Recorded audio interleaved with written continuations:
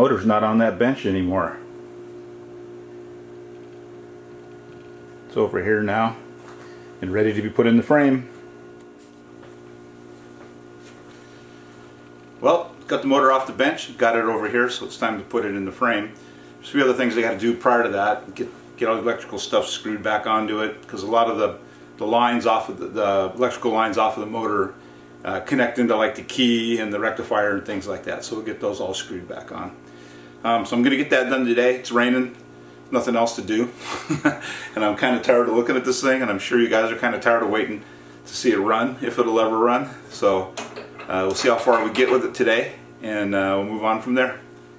So the plan is to get all these parts screwed back on. I think what I'm going to do is just go at it, and if anything gets weird, I'll stop, show you what got weird.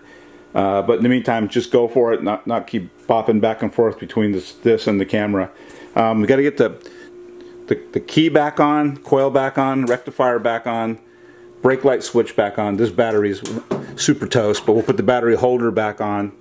And then once that's done, I've repaired all the wires here. They just were brittle as hell. A lot of that will connect into, for example, the key and the rectifier, and then we'll have a charging system, an electrical system that hopefully works. So we'll get going on that.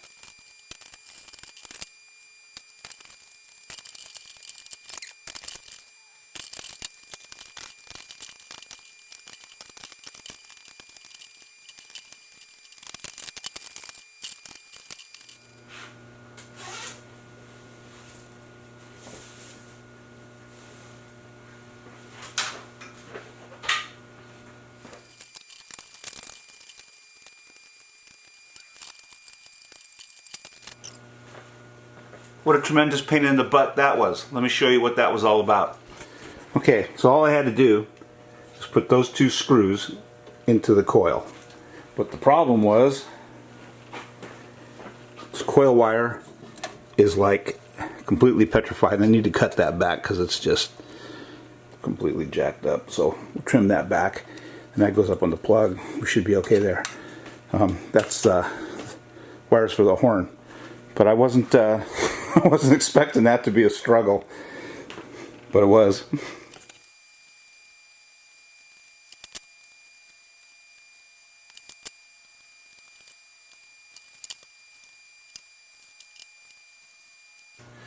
Okay, we got an issue.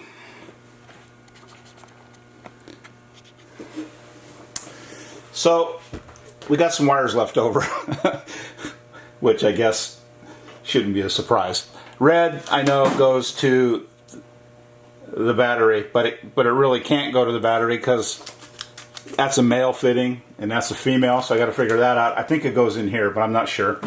And then I got a black and white left over, and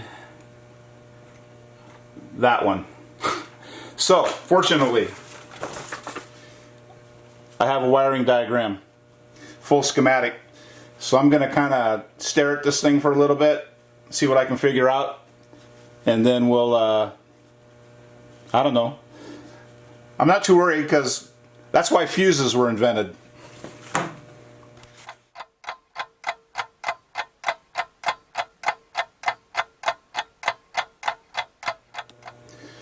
Okay, so here's what's cool about Japanese wiring. We have this color, I don't know if you can see that one. But apparently that's light blue, which does not connect to blue. Connects to I don't know what, we'll figure out. And then we have orange, but it has a red stripe. You see that guy right there? Let me see if I can zoom in a little bit. Yep. And that apparently goes to the battery, which my dad sort of I won't say butchered it, but it doesn't really make any sense how he did it. But this is ground, this is hot, this goes to the rectifier, this is selenium rectifier, and I don't know that he had that hooked up, but he must have had it hooked up, or it wouldn't have charged the battery. So anyway, we're going to go one side of the battery to this is the other side of the rectifier, that goes there. And then I'm assuming this is light blue, I don't know where that goes, but this is the really cool part about old Japanese manuals. So this is wiring coming out of the flywheel. See that? Yeah, I guess you can. Anyway, that's a magneto. So we've got green, yellow, and black. Cool. We've got we've got two blacks, green and yellow. They don't mention the second black, so that's pretty hot. We'll have to figure that out. But everything hooked up, so I'm not going to complain because it all wound up on this connector, so we're good. So I need to keep looking at this, and then I can finish it off, and I'll come back. Okay, got it sorted out. So the other side of red from the battery is going to go to this red with orange, which makes no sense because it's not mentioned on this anywhere, so that overrides that. So we have red, not orange. This is the other side of the battery for ground. Light blue is not used because it's for turn signals, which this bike didn't have, although my Gramps did put them on. But I think he put some kind of aftermarket kit on because the handlebars don't have a turn signal switch. So, problem solved. All this stuff can get tucked away. I just have to ignore that. Leave access to this so that I can plug the battery in, and same with this. All of this can go home.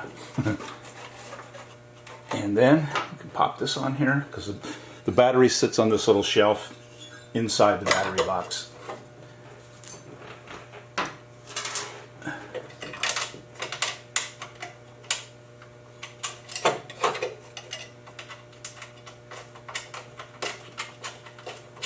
And the toolkit is set on top of there.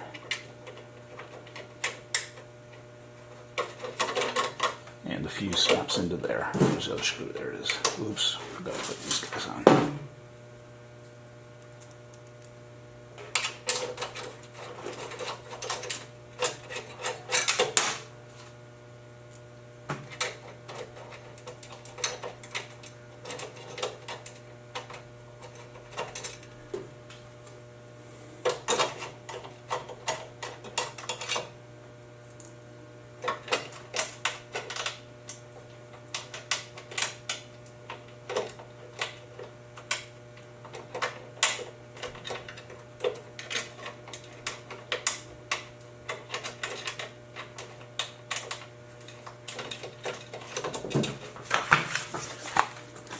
So I'm kind of glad I had this wiring schematic.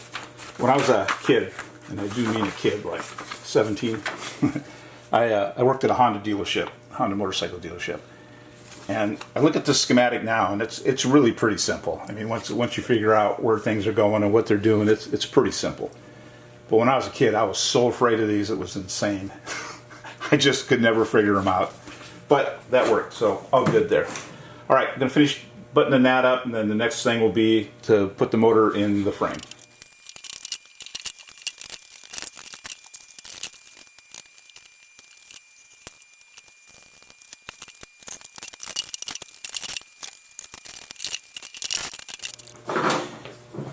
Okay, motor's in. Woo! I also got all the stuff to put the front forks back on, so we'll get that on. Hopefully today I can probably get those back on. One thing I got to do is, at some point my Gramps decided he was going to put turn signals on this thing, so he drilled these holes, and they honestly look like he drilled them with a rock, so I'll have to re-drill those holes. And I got some plastic plugs that we can put in there to plug those up, so it'll look good. You won't even notice. There's two in the back side of the frame as well. We'll get those sorted as well. Okay, we're on a roll, so let's proceed. I'm going to go ahead and drill these out so I can put those plastic plugs in them. 7/8 drill bit.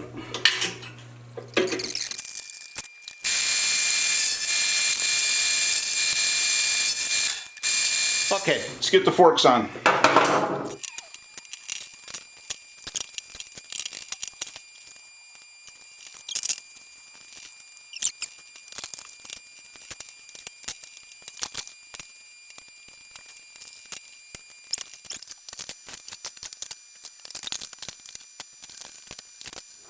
Okay, get this triple clamp tightened up.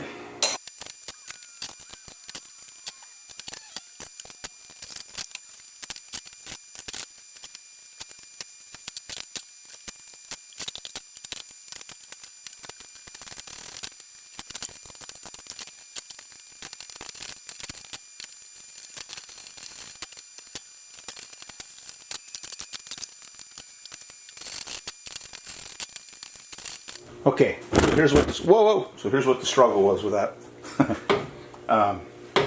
Basically, the springs fight against you, and you just got to get these things up as far as you can and pull it the rest of the way with the bolts that go into the top of the forks. But they're all on. New fork boots. Chrome's kind of semi-clean. Got to put some oil in the forks. These leak, I've come to find out. So I got to find some fork seals, which I don't think is going to be super easy, but we'll give it a shot. What else? Music. I don't know if you can see this, but I've been listening to this this Buddy Miles album, and come on, focus. Anyway, whatever. It's Buddy Miles live in Seattle. It's a killer album. I've been listening to it for 2 weeks, and I have to stream it on YouTube because this never got remastered to CD, and finding an album's tough. And besides that, my turntable quit working, so we got that going on. But that's it for this one. Norm versus the Suzuki. Norm wins again. Next round, I don't know. I have to think about what I'm going to do. I got to clean the front fender up, put the rest of the rear fender on. I got these bolt holes, or the turn signal holes that were drilled. I got those all fixed up. So those look okay. They got little plugs in them too. And that's kind of it. I just have to figure out what I'm going to do next. I know the gas tank's going to be a hassle because I'm certain that it's all rusty, and I'm going to have to figure out how to get that sorted out. But oh well. Just go as we go. I guess I could put the foot pegs back on.